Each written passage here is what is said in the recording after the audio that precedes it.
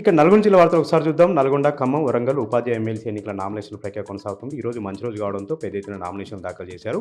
ఈ నెల 10 వరకే చివరి తేదీ ఉండడంతో ఈరోజు పెద్ద ఎత్తున నామినేషన్లు దాఖలు చేశారని ఆర్ఓ అధికారి ఇలా త్రిపాఠి తెలపడం జరిగింది. ఈ నెల 11న స్క్రూటినీ, 13 ట్రయల్స్, ఈ నెల 27న పోలింగ్ నిర్వహించి వచ్చే నెల 3 తారీఖున కౌంటింగ్ నిర్వహించేలాగా సమాంతరంగా ఏర్పాట్లు చేస్తున్నామని కూడా నల్గొండ జిల్లా కలెక్టర్ ఆర్ఓ అధికారి ఇలా త్రిపాఠి తెలిపారు. ఈ నియోజకవర్గంలో 25,000 మంది ఉపాధ్యాయులు ఓటుకు వినియోగించుకోబోతున్నారని కూడా ఆమె సందర్భంగా తెలిపారు.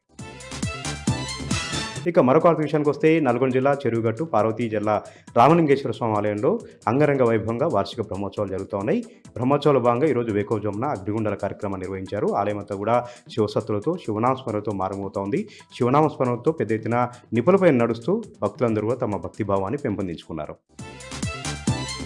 ఇక మరొక విషయానికి వస్తే మునుగోడు నియోజకవర్గం ఏదైతే మరుగుడ సంబంధించినటువంటి చెర్లగూడ రిజర్వాయర్ సంబంధించినటువంటి భూ నిర్వాసితులు కన్నీరు మున్నీరుగా విలిపిస్తూ ఉన్నారు. తమకు ఎలాంటి ప్యాకేజ్ ఇవ్వకుండా, పునరావాసం కల్పించకుండా, ఇళ్ల స్థలాలు ఇవ్వకుండా తమ గ్రామాన్ని బలవంతంగా ఖాళీ చేయిస్తున్నారంటూ కూడా చెర్లగూడ రిజర్వాయర్ బాధితులు వాపోవడం జరిగింది. ఈరోజు ప్రాజెక్టు వద్దకు చేరుకొని ప్రాజెక్టు పనులను కూడా అడ్డుకున్నారు. దాదాపు గ్రామంలో 100 మంది వరకు కూడా ఇళ్ల స్థలాలు ఇవ్వలేదు, R&R ప్యాకేజ్ ఇవ్వలేదు. కానీ రాత్రికి రాత్రి కాంట్రాక్టర్లు, అధికారులు వచ్చి తమ గ్రామంలో విద్యుత్ స్తంభాలను కొలుగొట్టి తమ ఇల్లు కొలుగొట్టేటువంటి ప్రయత్నం చేస్తున్నారు కూడా వాళ్ళు వాపడం జరిగింది.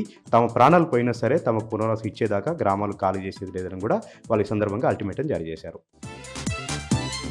ఇక సూర్యాపేట జిల్లా వార్తలు ఒకసారి చూద్దాం. సూర్యాపేట జిల్లాలో నకిలీ విత్తనాలతో నష్టపోయినటువంటి రైతులు బోరున విలిపిస్తూ ఉన్నారు.